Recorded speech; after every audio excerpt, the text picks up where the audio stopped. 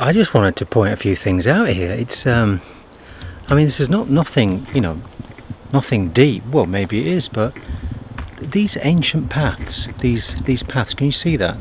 Goes all the way back down, back into the village, and these that go all the way up into the castles.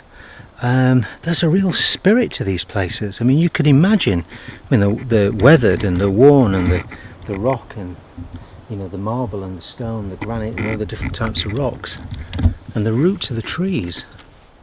I mean, it's absolutely ancient. It smells gorgeous as well here. It's full of pine, or sapin, as the French say. But there's a real peacefulness, and I've spent a lot of time. I'm sounding like David Attenborough now, aren't I? I'm whispering in the forest.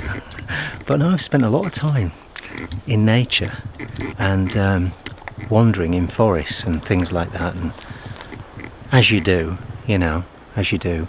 And there's a real peacefulness. Obviously there's nobody around. Well, there'll be somebody here very shortly, no doubt. But despite that, there's this connection with the land, this connection with spirit. And you can feel it on the wind. I don't know whether you've ever felt that. I'm sure you have. I've felt it loads of times.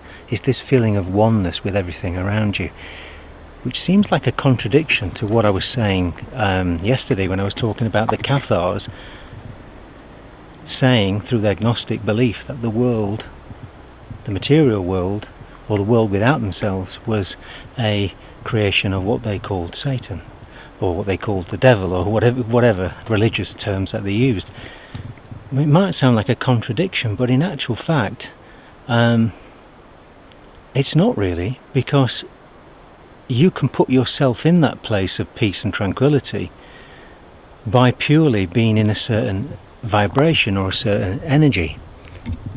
And nature you can pull on and draw it into you, or towards you, or all about you, or within you, whatever you want to call it. You can pull on it and draw it in so that it actually creates that state of oneness and that state of peace. And I've felt it so many times when I've been out walking or I've been in nature.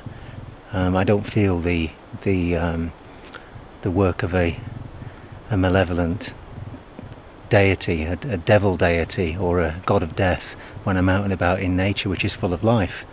I think in many ways what the Cathars were referring to was the trinkets and falseness and the trivialities and all the other crazy systems and structures and hierarchies that were what they called the world about them, man's world, or whatever you want to call it. So no, when you're on a forest path like this and there's nobody around and you're in the moment, crikey, that's when I feel a real peace and a real oneness. And you can carry that with you then into everyday life, into the classroom, into the office, into work. You can bring that peace into that space with you. Anyway, for sounding like David Attenborough, people are coming, I'm gonna go now. Okay, see you later. Bye.